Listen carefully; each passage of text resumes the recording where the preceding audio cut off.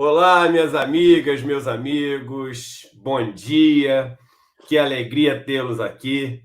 Não reparem se vocês estiverem percebendo que eu e meu amigo Gessé Souza estamos com os olhos meio embargados aqui.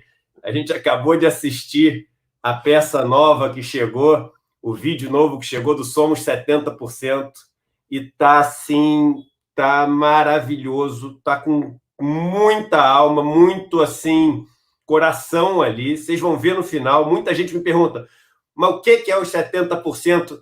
Hoje vai acabar a sua dúvida. Você vai entender o que é os 70% nesse vídeo do final hoje. Tá assim, um presente, né? Uma agência de publicidade que está super empolgada com Somos 70%, uma agência que é progressista, que sempre se empenhou nessas causas, preferiu não ter o seu nome divulgado, mas ela quis ajudar e fez uma peça que uma das peças mais bonitas que eu já vi na minha vida.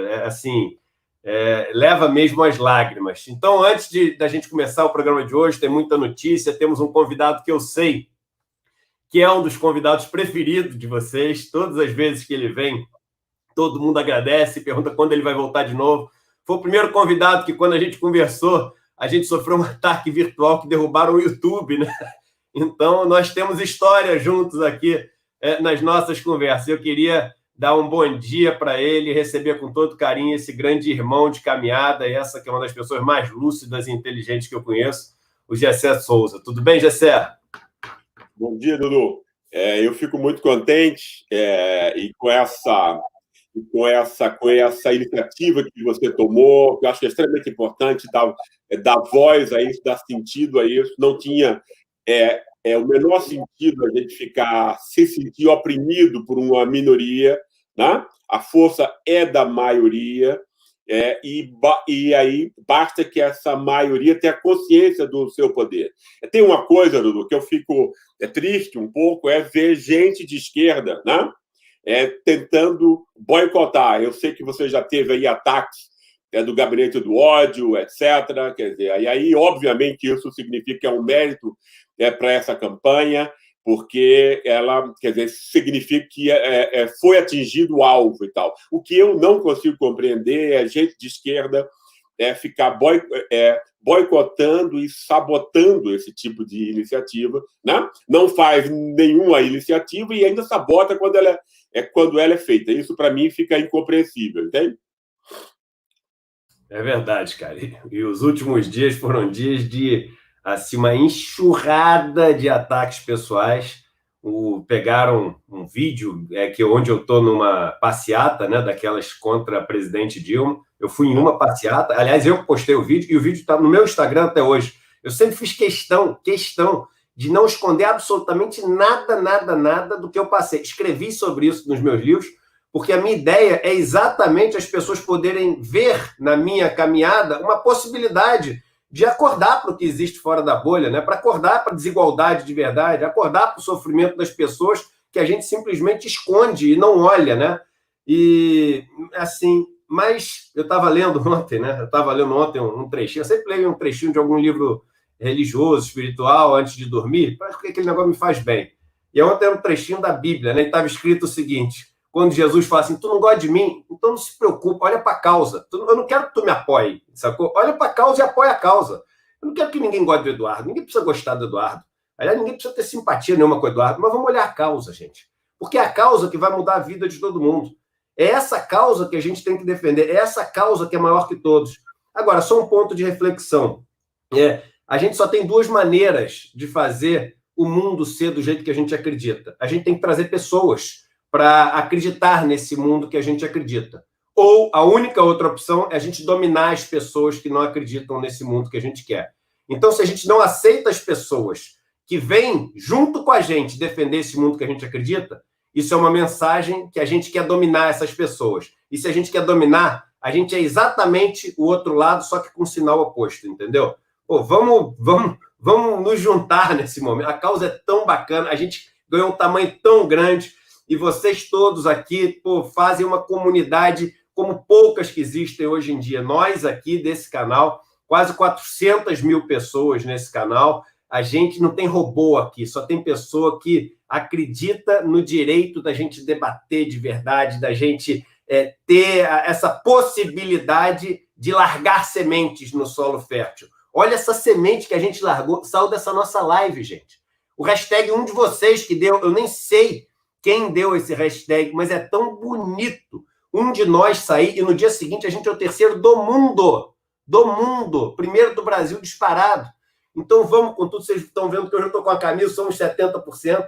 O Galãs Feios, nossos amigos, nossos queridos amigos Galãs Feios, fizeram essa camisa. E olha que legal, Gessé. Todo mundo que quiser comprar camisa no Galãs Feios, 100% do que eles têm de royalties, eles doam para a Educafro. Então, para juntar com essa causa que está acontecendo, dessa causa contra essa violência com os negros, contra o racismo, contra tudo isso, eles estão doando 100% para a Educafro. Então, é uma maneira de unir os dois movimentos. Então, as coisas estão acontecendo, e eu estou amarradão com isso. A gente tem aqui agora 5 minutos de live, já temos 3.000 pessoas nos assistindo, já é sucesso total sempre, né?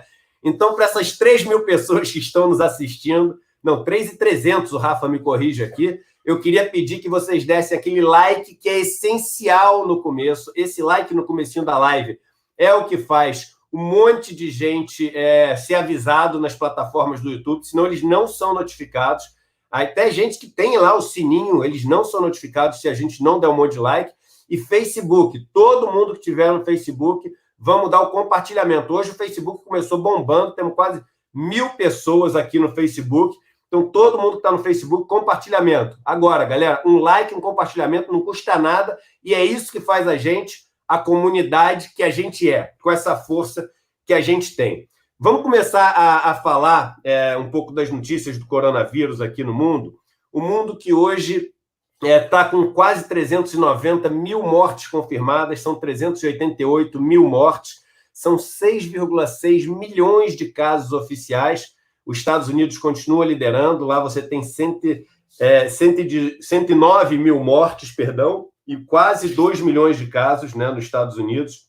Você tem, assim, um crescimento muito rápido e agora um medo desse crescimento ser ainda maior com essas aglomerações que estão acontecendo nos Estados Unidos. A gente vai falar sobre elas aqui, mas o epicentro da doença agora no mundo são Brasil, México, Peru, países da América Latina, né? Você tem outros países onde o crescimento ainda é grande, como o Paquistão, por exemplo, que ontem passou a China em número de casos. Paquistão, que é um país que tem mais ou menos ali a mesma população do Brasil, mas que são países mais pobres. A gente falou aqui da Índia, que é um país que está crescendo pra caramba também. A Índia que ela está chegando perto daqueles 10 mil casos novos por dia, né?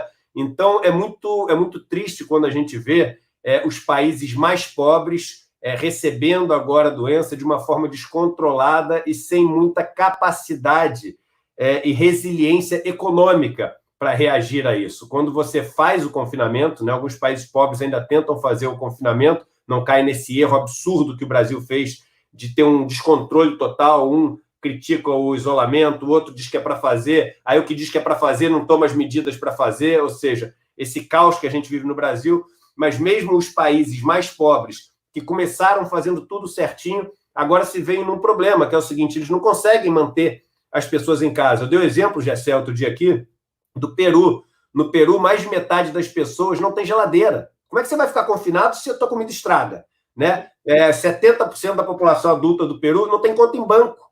Então, como é que você vai receber a ajuda do governo sem ir para um lugar para pegar o dinheiro? Então, essa desigualdade, ela não só faz mais pessoas morrerem porque não têm acesso à saúde, etc., como também impede que a doença seja contida. E ao impedir que ela seja contida, ela volta até para os mais ricos. Isso mostra que, de certa forma, o mundo está começando a entender que não dá para largar um e ir com o outro. É o que o Papa Francisco falou. A gente está aprendendo que não dá para se salvar sozinho, não é isso, Gessé?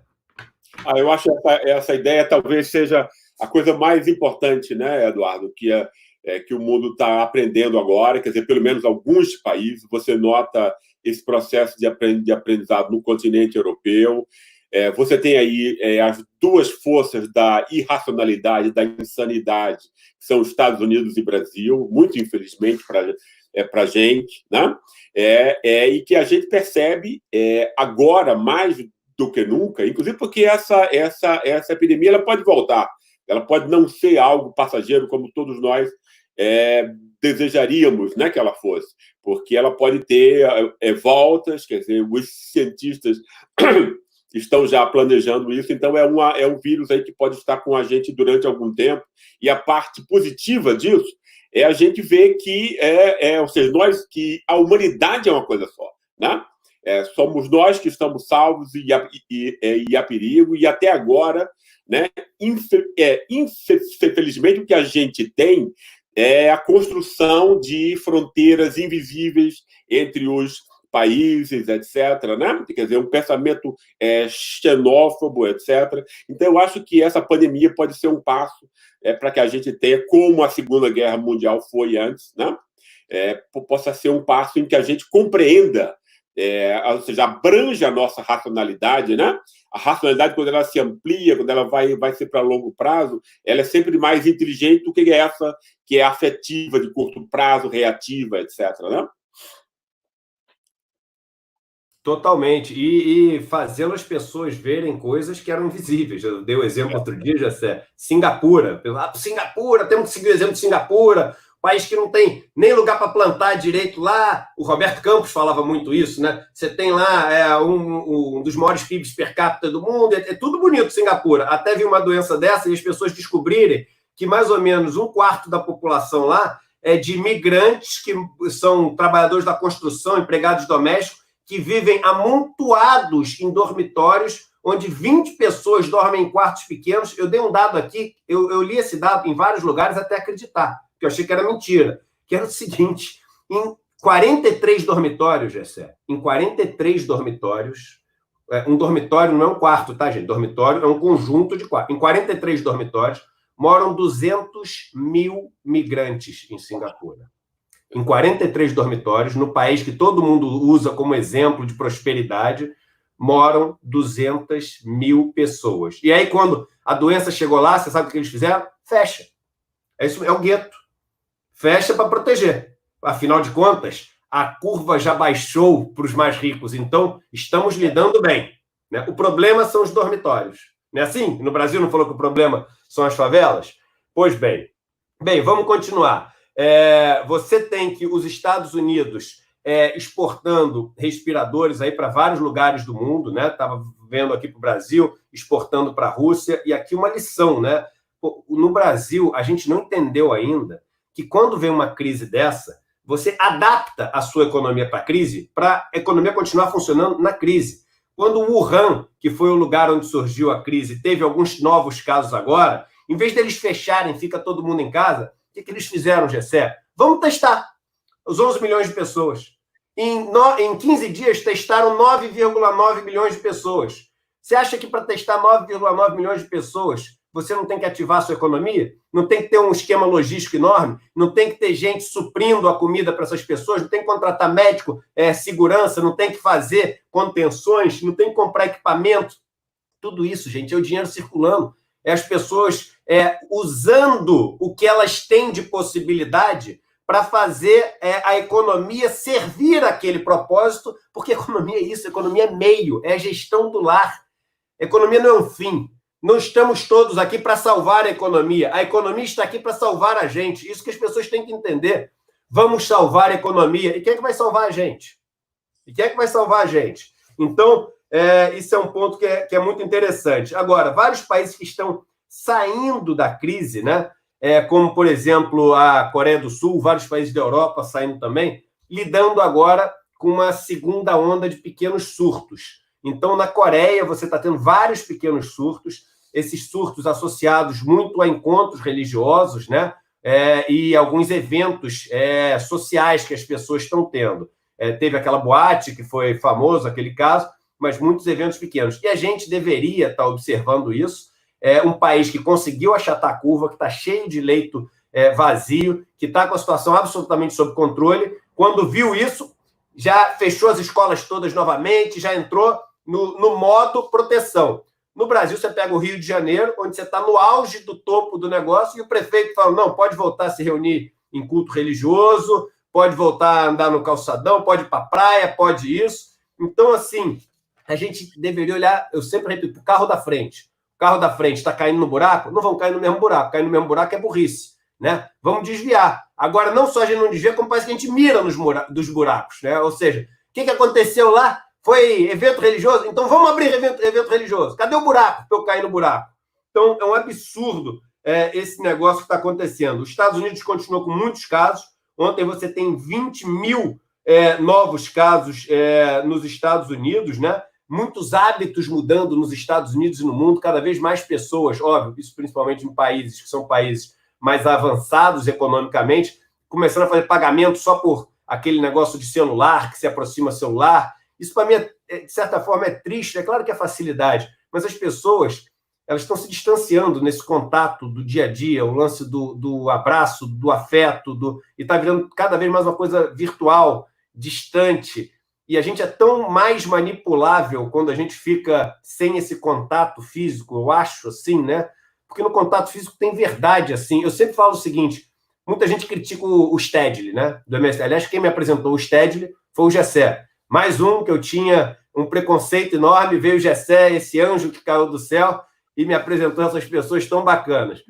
O Stedley, eu aposto, qualquer pessoa que não gosta do Stedley, se essa pessoa passar 30 minutos sentado conversando com o Stedley, vai sair querendo dar um abraço no Stedley e agradecer pelo Stedley existir, entendeu? E é isso. Eu lembro quando eu tive com a Dilma, passei um dia inteiro com a Dilma uma vez, no Sul, e eu tinha também a maior visão da Dilma, a Dilma que falava coisa errada, que se atrapalhava, que a imagem, é um personagem, a gente vai comprando personas e personagens que são vendidos com a gente.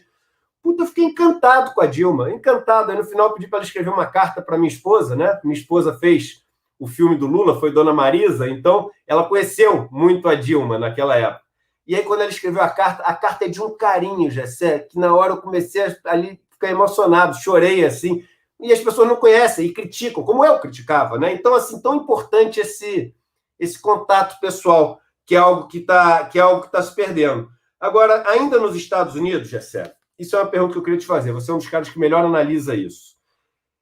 Você está tendo esse embate muito grande, a população já vinha de um estresse muito grande por conta do coronavírus, e aí, nesse clima de tensão, nesse barril de pólvora, a gente acende um fósforo que é a morte trágica, absurda do George Floyd. E começam a irromper manifestações muito numerosas, muito grandes. Eu não vou falar ainda a palavra violentas, porque eu quero depois falar sobre isso, e falando sobre a carta que o Mourão escreveu ontem, que é uma carta, para mim, assim, absolutamente despropositada, mal feita, cruel, tudo que a gente puder, mas a gente vai falar sobre isso depois. Mas o ponto é o seguinte, começa isso nos Estados Unidos, esse grande confronto.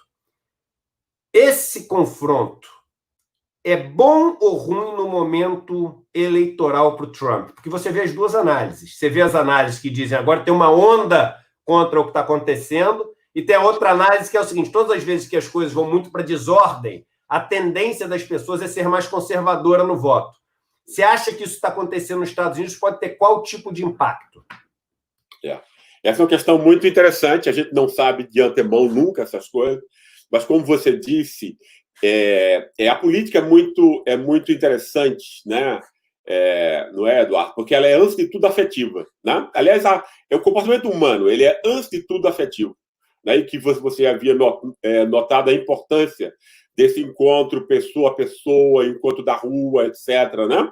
Que era uma coisa que as redes sociais, em geral, já estavam interrompendo, porque é uma forma, quer dizer, claro, quando a gente não tem nenhuma outra opção, obviamente o contato virtual é melhor do que nenhum contato, né? Mas, como você disse, essa coisa de você olhar no olho, né? O olho no olho para o ser humano, né? Entende? É muito mais importante do que mil palavras, né? Porque é uma relação de confiança ou de desconfiança que se cria imediatamente com enorme quantidade de afeto, né? E é isso que faz inclusive, nessas ocasiões de rua, né, você ter seres humanos que são capazes tanto de atitudes extremamente violentas, mas de atitudes de uma extrema abnegação também, né? Exatamente por conta dessa troca afetiva. No caso dos Estados Unidos, que é um caso muito próximo ao do Brasil, né? Por exemplo, Europa, né? As pessoas no Brasil normalmente acham que dá para você pôr assim Europa e Estados Unidos como mundo desenvolvido, etc. Mas não é razoável fazer esse tipo de coisa. Olhando um país como a Alemanha, por exemplo, que é um país muito rico também, né, no seu PIB, tudo para você tem muito menos desigualdade do que num país como os Estados Unidos. Os Estados Unidos são extremamente desiguais, né? E isso é muito visível, era uma coisa escandalosa para mim no tempo que eu morei lá.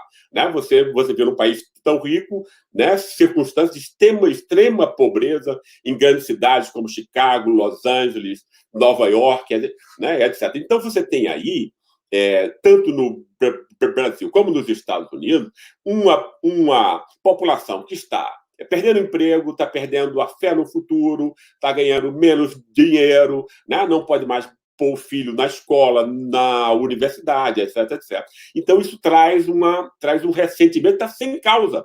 Sem causa, porque o capitalismo financeiro, ou seja, essa dominação dos bancos, essa frase do Paulo Guedes, no fundo, que resumiu muito melhor do que qualquer um de nós poderia dizer, né? Ou seja, são 6 bancos que faz 200 milhões de pessoas de imbecis, né? Então você tem aí, né? Quer dizer, como a imprensa também é comprada por esse pessoal, quer dizer, as pessoas não compreendem como elas são exploradas, né? Não compreendem como elas são roubadas nesse esquema via juro, etc., que é muito difícil de ser compreendido.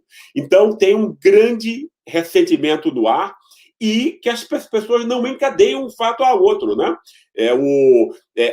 No fundo, a eleição de um cara como Trump e de um cara como Bolsonaro foi vendida como anti-elitista, né? Ou seja, foi uma sabotagem dessa tradição popular anti-elitista, que é muitíssimo importante num país como os Estados Unidos e que tem também a sua importância aqui. E as pessoas, obviamente, não receberam nada em volta disso, porque é isso que está nesse novo projeto da extrema-direita, né? Não se dá nada materialmente para as pessoas. Bolsonaro não dá nada a ninguém, não dá um Bolsa Família, não ajuda na casa, não ajuda na educação, não aumenta a renda, o contrário, diminui a renda, né?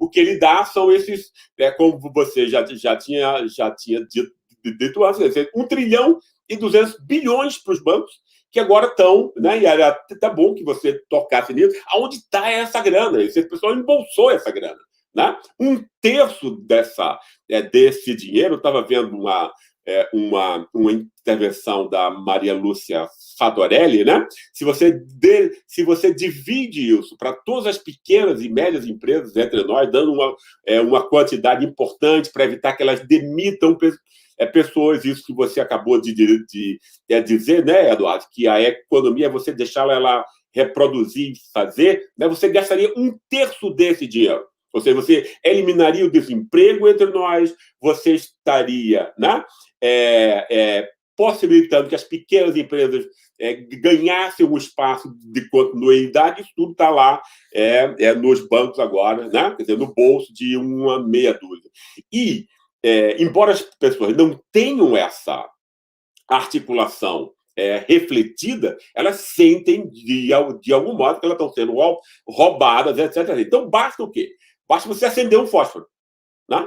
Eu acho que a morte desse rapaz, essa morte absurda, porque foi de uma tamanha maldade e tudo, né? É como você riscar um fósforo dentro de um rastilho de pólvora que já havia sido posto, né?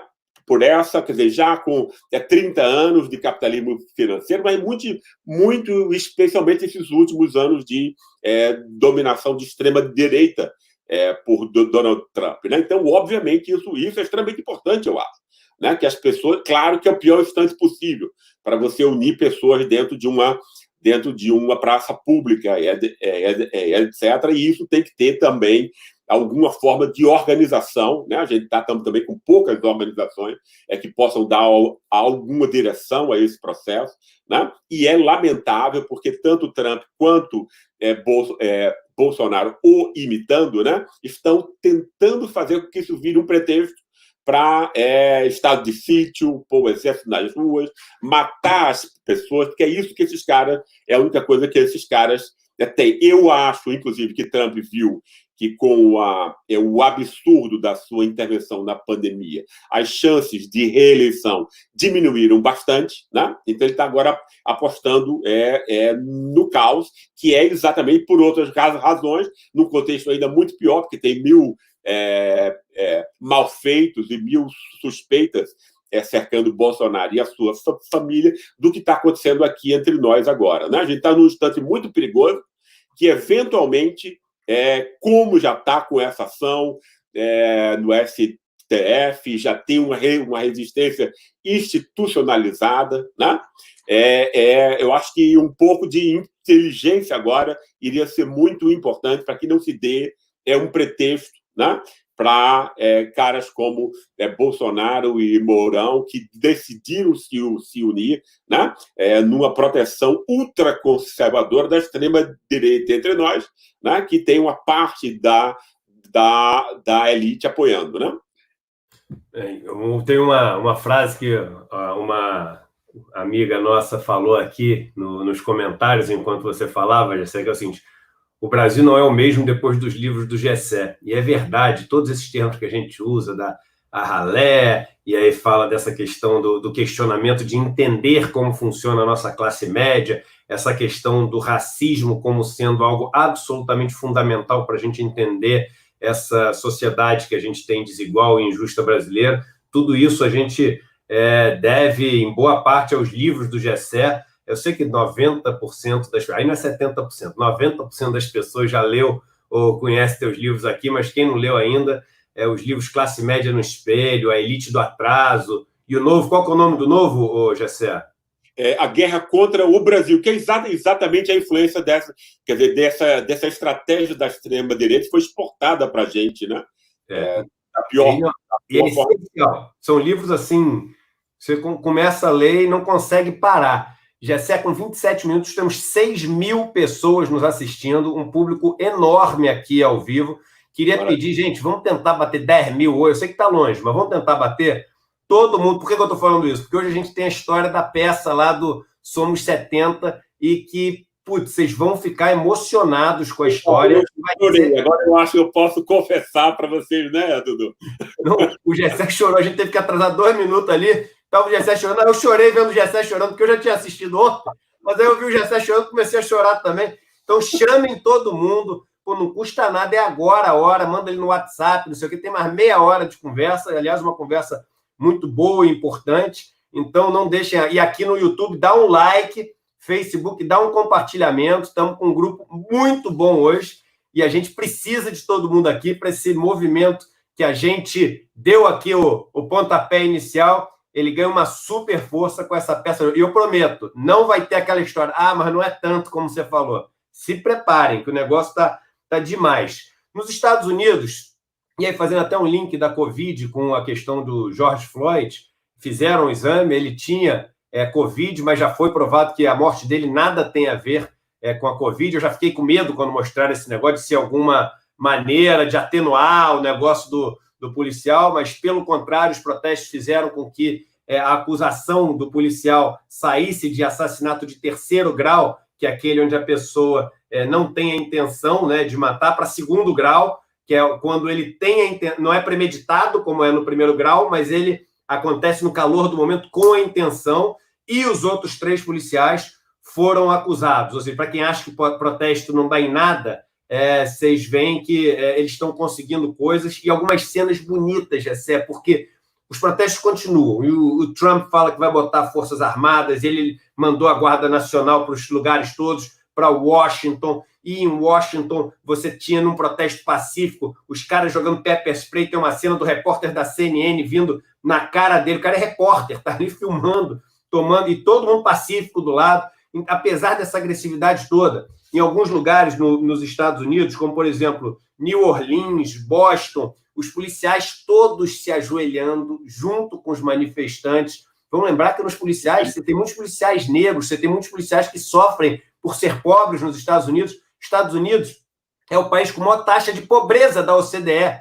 Os Estados Unidos é a prova de que esse sistema não funciona. É a prova. Se um país que tem a riqueza que os Estados Unidos têm, que é mais do que os 6 países que vêm em seguida, quando você tira a China da conta, os 6 em seguida, somados de PIB, o PIB dos Estados Unidos é maior do que os 6 somados. Se os Estados Unidos tem metade, tem a maior taxa de pobreza da OCDE, ou seja, você tem uma parcela gigante da população americana que não tem acesso ao mínimo de dignidade, quando você vai imaginar uma riqueza suficiente para transbordar, como eles falam, para os mais pobres, e eles terem dignidade? Não tem no mundo esse tipo de riqueza. E isso está sendo mostrado nos Estados Unidos. E em outros lugares, como em Houston, por exemplo, você vê policiais abraçados, rezando junto com as pessoas. E ontem e anteontem começa um movimento nos Estados Unidos de críticas duras vinda de militares de alta patente ao Trump. Isso é uma coisa nova que está acontecendo nos Estados Unidos nos últimos dias. A crítica de militares de alta patente é uma crítica ao Trump. Eu queria que você falasse um pouco, os Estados Unidos, Gessé, eles têm uma população de negros em torno de 12%, 13% aí da população, entre 10% e 13%, você vê as estatísticas variam um pouquinho, tá? E você tem essa capacidade de eleger um presidente negro, você tem essa capacidade de fazer protestos como esse, você tem essa organização, você tem historicamente grupos como os Pantera Negras, você tem vários grupos com uma força política enorme. O Brasil tem 54% de negros e crimes bárbaros como esse do George Floyd todos os dias. Por que a gente... E eu sei que assim, eu não vou cometer o erro de dizer por que a gente não se protege. É claro que a gente se revolta. A gente tem queima pneu, a gente faz também os nossos protestos. Mas por que a gente está tão mais distante dos Estados Unidos de conseguir eleger um presidente negro com uma maior parte da população? É uma questão da mídia, é uma questão mais estrutural. A escravidão no Brasil foi diferente dos Estados Unidos. Dá uma aulazinha para a gente de qual a diferença básica daqui para os Estados Unidos, por favor, Gessé. Eu acho que tem um aspecto, isso que você toca é muito importante. A gente a gente teve aqui o que alguns escritores chamam de a válvula de escape do mulato, né? Ou seja, quer dizer, esse processo absurdo de achar, né? Quer dizer, que você embranquecendo, você vai purificando a sua alma, no fundo, a sua posição social, quer dizer, com todo o efeito de um terrível racismo que já está implícito nesse processo, né? Então, você dificultou enormemente a solidariedade entre os negros e entre os mestiços, né?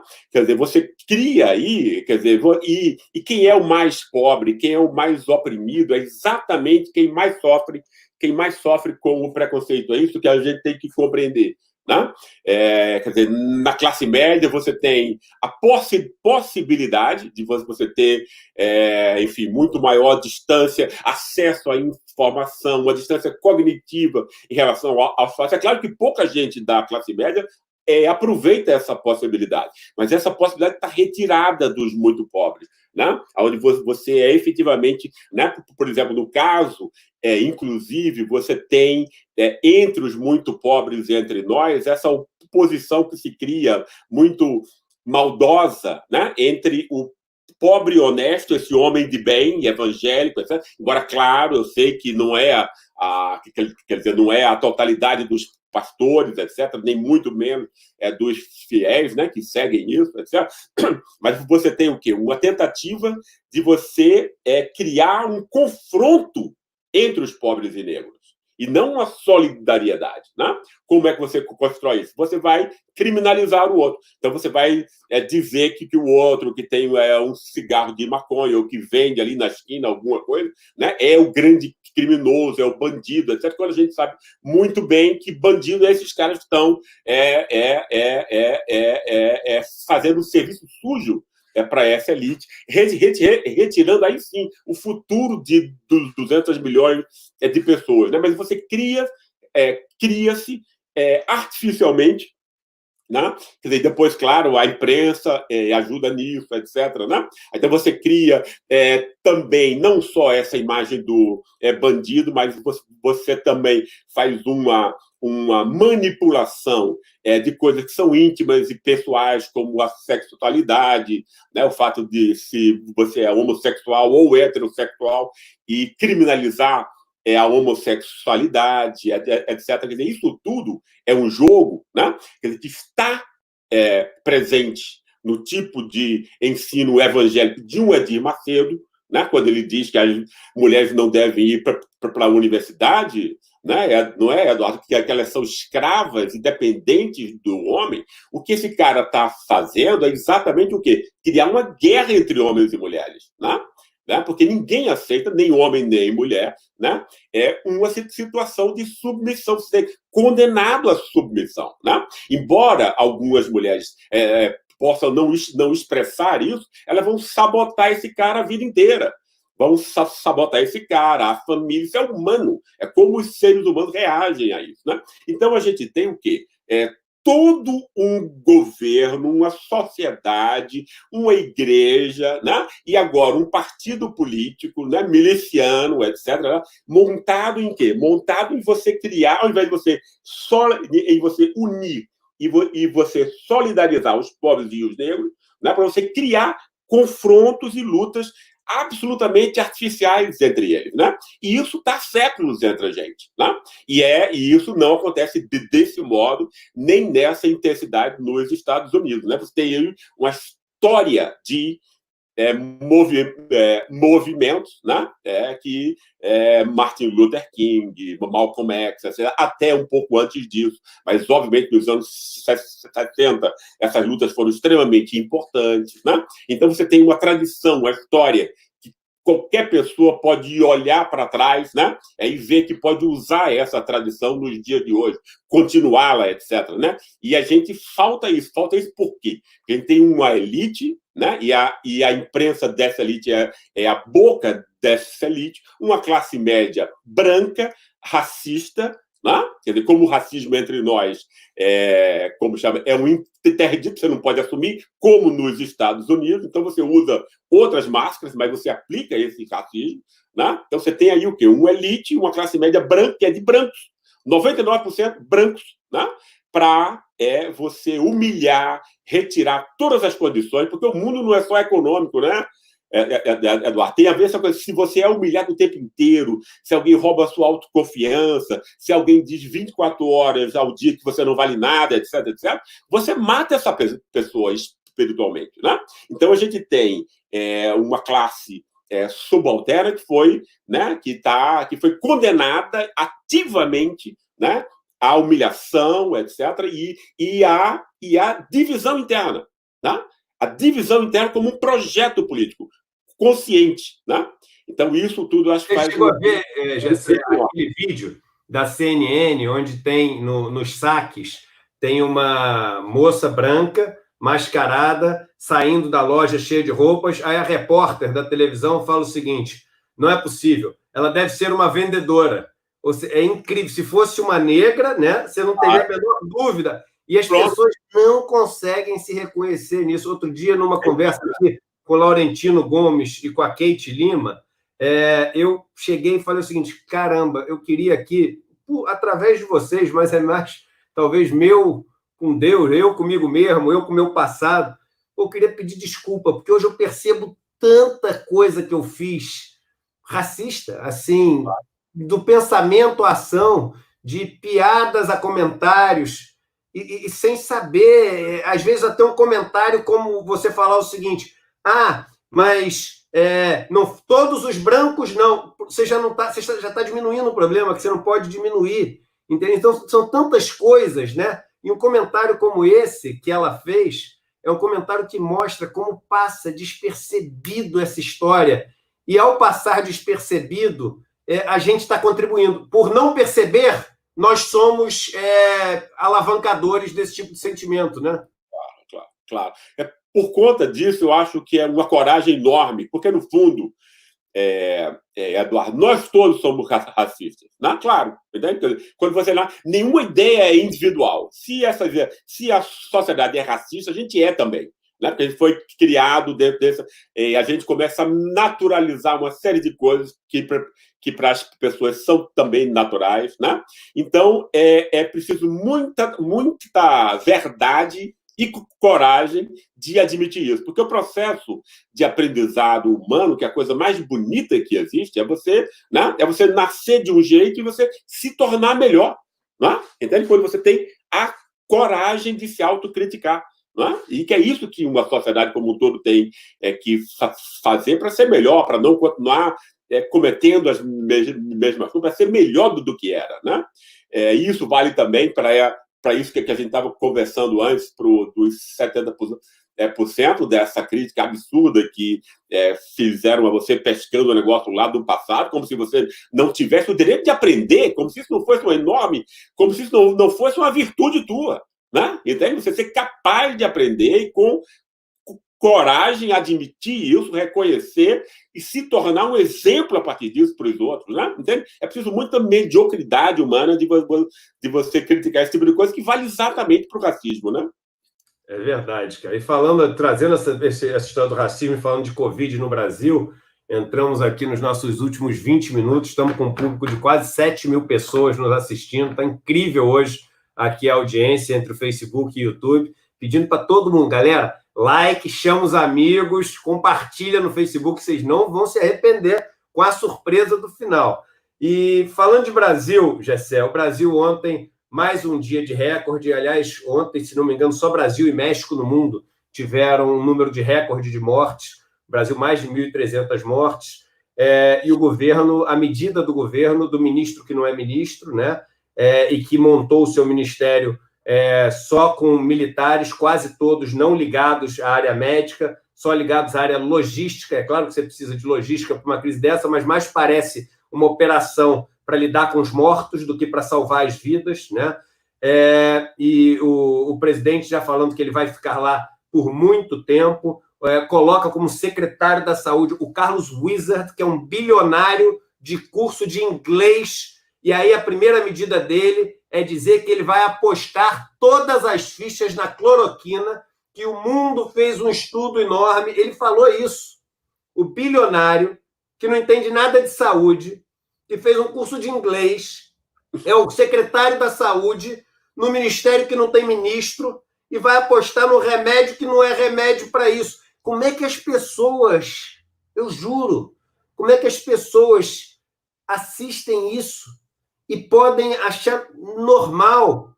Eu até peço o seguinte, para todo mundo que fala que é normal, porque eu já defendi tanto o Bolsonaro, que virou, dane-se, eu sei que é errado, mas agora é outra guerra, eu passo por cima disso. Faz um favor, escreve num papelzinho do lado da cama, só o seguinte, olha, eu estou brigando com os meus amigos porque já virou uma briga pessoal, eu não vou mudar de ideia, mas eu sei que isso é um absurdo. Só para você poder dormir um pouco mais tranquilo, escreve assim, eu sei que é um absurdo no meio de uma pandemia que está matando milhares de brasileiros, a gente não ter um ministro da saúde, botar um monte de militar no Ministério da Saúde, colocar um bilionário de curso de inglês como o cara que vai tomar as decisões e receitar um remédio que o mundo inteiro rejeitou. Eu sei que é um absurdo. Escreve no papel, só para você saber que você sabe, para você não se colocar onde você não precisa estar. Você não precisa estar do lado do absurdo, entendeu? Você pode odiar petista, odiar cirista, odiar tudo, mas você não pode achar isso. Ninguém pode achar isso normal. Ninguém pode achar ainda terra plana. Não pode, gente. Entendeu? A não ser que a vida seja tão cruel com você, mas tão cruel, que a vida te maltrate tanto, que você quer fugir para o reino de Nárnia, que você quer fugir para um reino de Harry Potter, que você quer criar uma realidade, uma fantasia que te tire desse sofrimento todo. E é por isso que eu tenho uma compaixão com essas pessoas, que deve ser tão sofrido você ter que criar um mundo tão diferente da realidade, que não é mais do que um mundo ideológico, é um mundo fisicamente diferente, onde as curvaturas se tornam planas, ou seja, a estética, o real visto, ele muda também. E para você ter que mudar isso, é a definição de delusion, né? De lunático. E para você, só pode ser esse desespero com o que a vida fez. Então, eu tenho compaixão, essas pessoas, deve ser desesperador você ter que imaginar que a Terra é plana para fugir dessa realidades. E aí, nesse momento, dessa crise que a gente está passando, o Mourão escreve ontem um artigo, e no artigo do Mourão, o Mourão escreve, fala que, olha, não aceitaremos manifestações violentas que vão quebrar estátuas, vidros, não sei o quê, que isso é um patrimônio público, e não podemos trazer um problema dos Estados Unidos para o Brasil. Tudo é absurdo nisso que o Mourão escreveu. Tudo é absurdo. Primeiro que fala o seguinte, não aceitamos violência. Como é que um governo que está vendo as pessoas dormindo no chão, esperando há 2 meses para ganhar R$600 e tendo seus pedidos negados, não vê violência nisso, com milhões de pessoas? Como é que um governo que está deixando milhões de pessoas na fila do Bolsa Família, do BPC e da aposentadoria, que são pessoas idosas, doentes, miseráveis, não vê violência nisso? Como é que um governo que pega e incentiva iniciativas que acabam com reputações, que destroem vidas, pessoas que nunca mais vão se expor, pessoas que os filhos na escola passaram a ser atacados pelos amigos, pessoas que tiveram para sempre a sua história arruinada, não vê violência nisso. Algumas pessoas se matam, já se mataram, não só no Brasil, como no mundo. Não vê violência nisso. Então, não tem risco de descambar para a violência no Brasil, porque já é um fato a violência, e a maior das violências. Isso que o general fala mostra que ou ele não está vendo toda essa violência, ou ele é de uma crueldade que é assustadora. E dizer que a gente está trazendo o problema do racismo dos Estados Unidos para o Brasil é também tão agressivo, tão maluco, é quase que sádico, né? É quase que o prazer em ver esse sofrimento, em implicar, em gerar esse sentimento de indignação. O que você achou dessa carta do Mourão ontem, Gessé? Eu não li ainda. Eu li, confesso, Eduardo. Aqui a gente toma o frontal antes de ler. Quer dizer, você já fez um facsímile, já fez um resumo. Eu vou lê-la antes do nosso jornal lá, do Fora Bolha, que a gente vai certamente comentar isso, mas ele já deu para ter uma ideia do contexto. Eu achei que a sua discussão foi ao ponto. Tem uma poesia do Bertolt Brecht que ele diz exatamente isso. As pessoas normalmente só olham, né, a violência das águas, mas esquece a violência das margens que o oprimem, né? Quer dizer, as pessoas só veem a violência do rio, mas esquece de ver a violência das margens que o oprimem. E isso é extremamente importante, porque o que o próprio, quer dizer, o que a mensagem de todo o governo Bolsonaro é a violência já, né? E tal. Isso já é um ponto. O fato lá daquele menino de 14, 15 anos foi morto em casa com um tiro nas costas, etc. Né? Quer dizer, e isso acontece todos os dias entre nós, né? É como se as pessoas, né, tivessem, quer dizer, isso é que é Mourão, como militar conservador e de direita, como ele é, né? Ele naturaliza essa violência, né? Ele é o quê? Ele é o sargentão de uma elite, né? Porque para esse pessoal, essa é a função das Forças Armadas, né? Entende? É você conter os movimentos populares, né? Entende? Quer dizer, e isso foi, quer dizer, as Forças Armadas entre nós foram já coisas muito distintas, Eduardo. O meu pai foi militar, e ele era um homem muito pobre, e ele foi para o Exército para conseguir estudar lá, né? Ou seja, para as pessoas que não tinham meios, né? As Forças Armadas eram era um caminho democrático, especialmente o Exército, que recebia negros, né? Entende? Quer dizer, o meu pai disse, inclusive, que tinha um oficial que era muito amigo dele, negro e tal. E isso não acontecia em nenhum outro lugar, entende? Né? Então, você está jogando aí, inclusive, uma tradição que é bonita e tal, né? Quer dizer, isso tem a ver desde os anos 50, especialmente depois com a influência americana, com a Revolução de 64, essa ideia de que o Exército deve funcionar não como uma proteção, né, para o inimigo externo, mas para combater um inimigo que você cria internamente, que é o povo organizado, né? Ou seja, quem defenda, quando o povo, toda vez que o povo se organizar, todas as vezes em que o povo tiver líderes que o protejam, né, que o representem, então, né, essa ala, né, quer dizer, eu espero que seja uma ala, que não seja toda o exército, isso, né, entende? Quer dizer, imagino que deve ter gente sóbria, lúcida lá também, como em todo lugar, né? Entende? Quer dizer, que você deve usar a força do exército para massacrar o povo. É isso, né? Esse tipo de ameaça absurda, né? Quer dizer, vindo de um vice-presidente é completamente intolerável por conta disso. E repete a própria violência, né? A violência, no fundo, é você manter um povo oprimido sem nenhuma chance de futuro, né? Entende? Quer dizer, do qual o Mourão representa agora, né? Ele é o violento, né? Ele é o perverso. É verdade.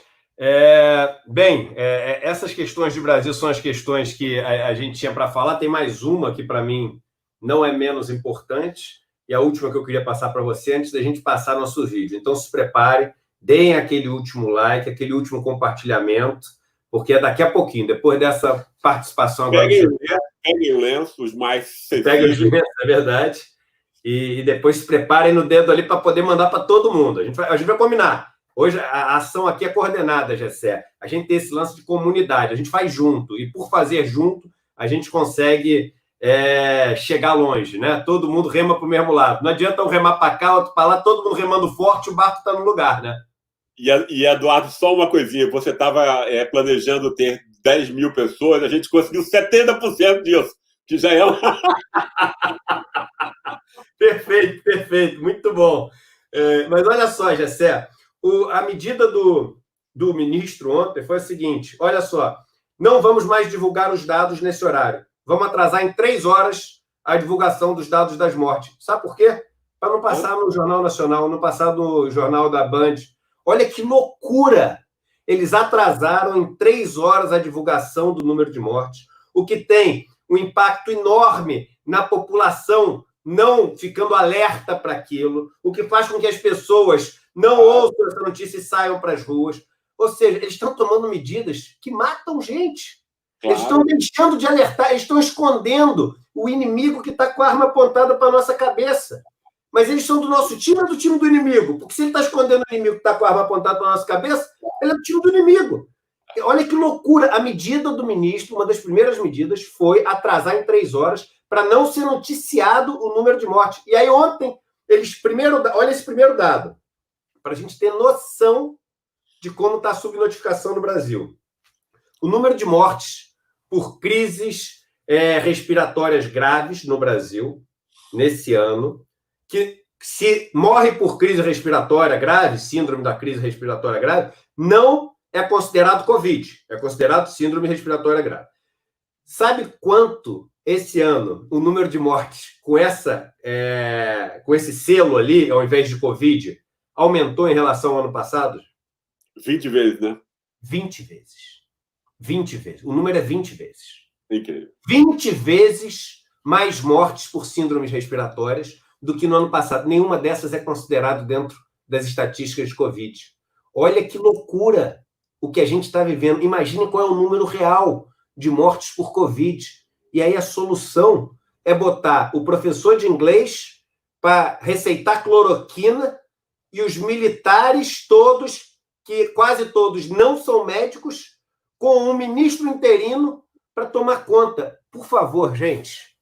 É o seu pai que você está protegendo, é o seu filho que você está protegendo. Você tem algum amigo na vida, é esse amigo, é essa amiga que você está protegendo. Não é o Eduardo que se odeia, não. Não é o Lula que se odeia, não é o Ciro que se odeia. São os seus próximos que você não está defendendo. Você não está defendendo quem você ama com esse ministério, com o professor de inglês receitando cloroquina, atrasando os dados que vão para o Jornal Nacional. Você não está defendendo. Então, essas medidas de ontem são cruéis, né, Gessé, que o cara tomou. Absurdas, né? Exato. E aí é muito engraçado, se não fosse trágico ao mesmo tempo, que você não chame isso de violência, né? Isso são diversas formas de violência simbólica, né? Material, que vai terminar em morte. que vai terminar, né, em falta de conscientização, em falta de ver se o pessoal devia estar protegendo, lidando com a verdade, prefere lidar com a mentira, com a intimidação absurda, no fundo só pensa no próprio jogo político, só pensa em si mesmo, etc. Né? E a gente está no pior dos mundos, e ainda bem que nós somos 70% que estão cada vez mais conscientes agora desse novo poder. Né? Que quem manda é a gente. Né? Todo o poder emana do povo. O que eu acho importante nisso, Eduardo, é a gente não se intimidar com blefe, entendeu? Né? Se alguém for algum generalzinho, né, de pijama, né? Entendeu? Inventar coisa que vai ter golpe aqui, ele pode até fazer o golpe. O que eu duvido é que ele consiga manter nas 24 horas seguintes, Deus. Né? Porque internacionalmente, inclusive, o país, e inclusive nacionalmente. Né? Então, medo, é blefe, como você faz no jogo de pôquer. Né? Isso é um blefe. Né? E a gente tem que se conscientizar disso. Eu tava rindo aqui o seguinte, porque esses ataques todos do vídeo lá, da passeata que eu fui, esses, tudo bem, beleza, eu explico que eu mudei. Agora, falar que eu já vi gente falando, eu acho que passou um comentário rápido aqui, que eu apoiei o Bolsonaro, aí, pelo amor de Deus, eu publicamente, no segundo turno, apoiei o Haddad, publicamente no segundo turno, eu declarei meu voto no Haddad, fiz campanha no segundo turno para o Haddad, e desde o primeiro turno falei que era um absurdo o Bolsonaro. Aliás, entrei numa rede de rádio e saí em 40 dias da rede de rádio pelas minhas críticas ao Bolsonaro. Então, pelo menos, vamos fazer só um estudo para poder me criticar direito, pelo menos. Só para fazer um dever de casa bem feito. Senão até fica ruim para vocês. Mas é o seguinte, vamos lá. Galera, todo mundo, o combinado vai ser o seguinte, eu quero que primeiro chamem quem está ao redor, chamem o pai, a mãe. Vem cá, que vai passar um negócio legal. Aumentem o som. Botem a tela na tela inteira e a gente vai passar um vídeo que foi feito voluntariamente. Tudo que está acontecendo no Somos 70% está vindo de voluntários, de pessoas que querem ajudar no movimento. O que é o movimento? O movimento significa a gente se ver como a maioria, que é contra isso que está aí. É contra isso que está aí na cultura. 67% das pessoas, eu estava vendo ontem, é engraçado que o número é sempre assim, apoia o incentivo do Estado para a cultura popular brasileira.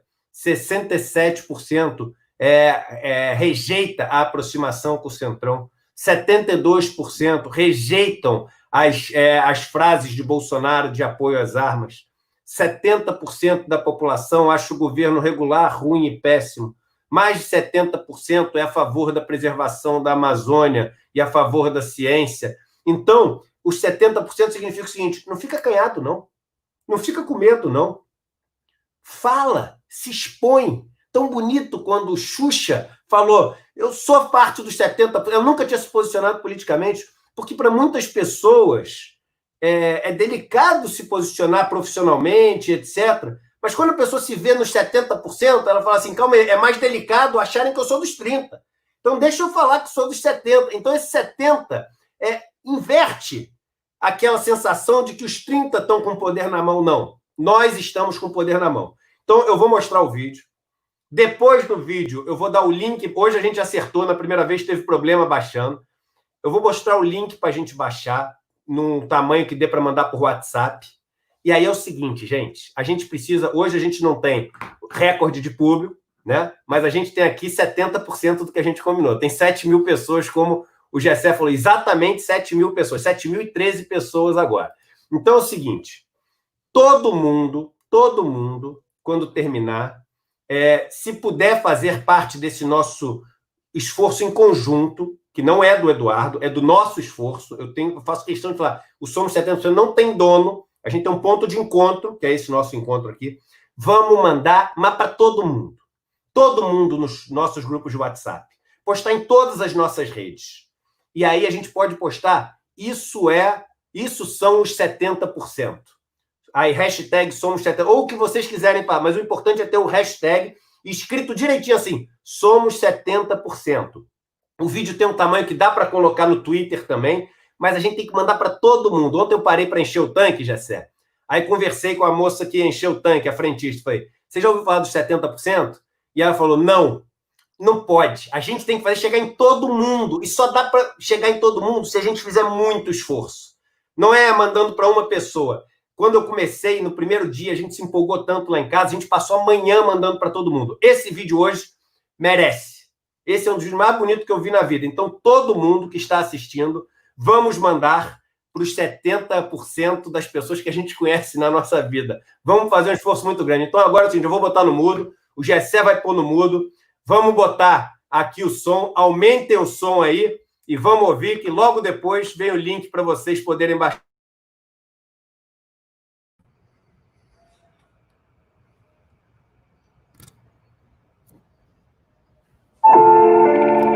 Você pode pensar por um pequeno momento que o que você sente hoje é sentido por pouca gente no Brasil. Que a sua ansiedade e seus medos com o presente e futuro do país são apenas seus e de poucos conhecidos. Que o horror com tanto descaso com a vida dos mais pobres e com tanto discurso de ódio sejam sentidos só por você e mais alguns. Mas isso não é verdade. Somos 70% do Brasil. Somos 70% de brasileiros e brasileiras que não aceitam que ninguém seja deixado para trás em meio a essa terrível pandemia. Somos os 70% que apoiam o isolamento social para vencer o terrível inimigo invisível, o vírus que mata tanta gente. Somos os 70% que acreditam na ciência, no conhecimento, na luz das ideias e não em mentiras repetidas à exaustão, e nem que a Terra é plana.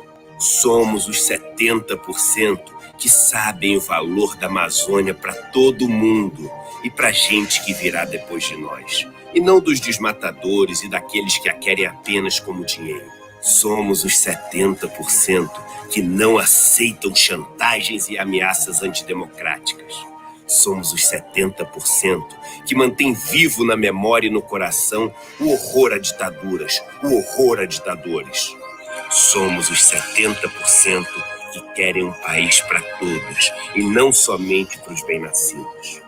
É chegada a hora de transformar os 70% em uma força viva, de somar a sua indignação com a de tantos, de fazer valer os 70% que somos e que dizem sim à vida, e enfrentar a falta de humanidade, enfrentar a marcha da insensatez, até que a ameaça não mais ameace ninguém. Lembre-se, você não está sozinho. E somos 70%. Somos 70%. Nós somos 70%. Somos 70%. Somos 70%.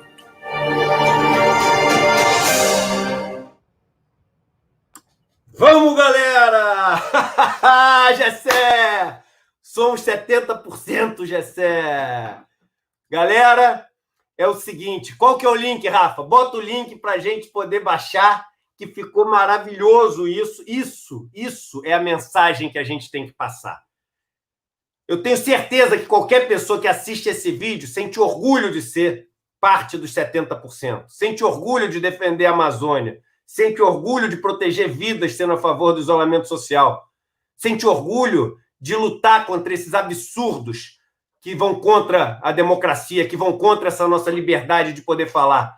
Então, para baixar é muito fácil, edu1.com.br/somos70. É só isso, edu1.com.br/somos70. Rafa, põe no chat, por favor, o link para quem quiser baixar no chat também. Vai estar na descrição do vídeo aqui, edu1.com.br/somos70. Galera, é para postar onde tiver WhatsApp, Twitter, todos os grupos. Esse vídeo tem que rodar o Brasil. Tem que chegar naquela irmã que ontem encheu o tanque do carro e não conhecia. Tem que chegar nos cantos mais longes, no interior, dos estados que estão no interior. Tem que chegar para todo mundo, para a população dos povos tradicionais. Tem que chegar nos quilombos. Tem que chegar em todo mundo. E esse nosso grupo pode fazer isso. Porque 7.000 pessoas conseguem fazer um movimento de 30 pessoas já fizeram uma revolução no país. Um movimento de 7.000 pode fazer qualquer coisa se tiver com a causa certa.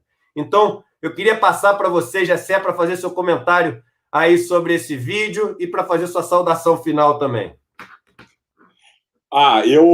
O comentário mais eloquente que eu fiz sobre esse vídeo foi me emocionando com ele, porque eu acho que é exatamente isso que está faltando para a gente agora. O povo brasileiro saber da sua importância, né? O poder legítimo vem do povo, vem de nós, né? Vem de nós mesmos. Esse presidente eleito, ele foi eleito com fraude, com fake news.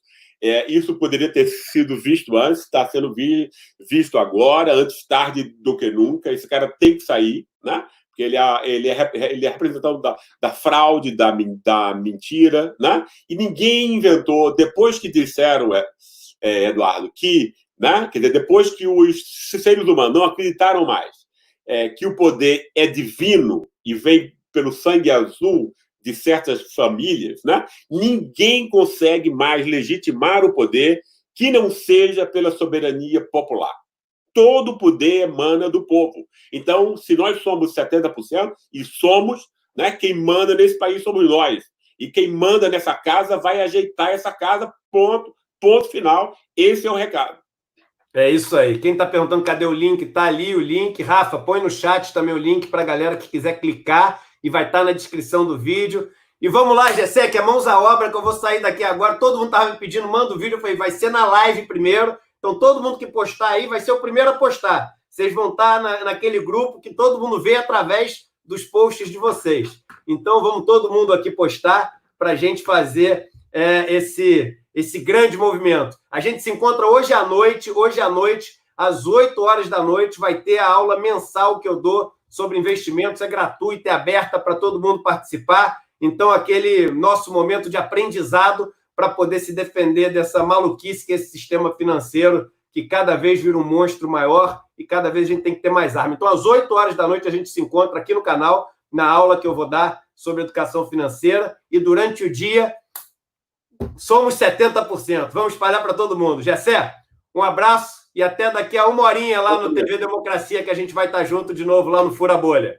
Valeu! Grande, até mais. E para cada um de nossos amigos aqui, um abraço.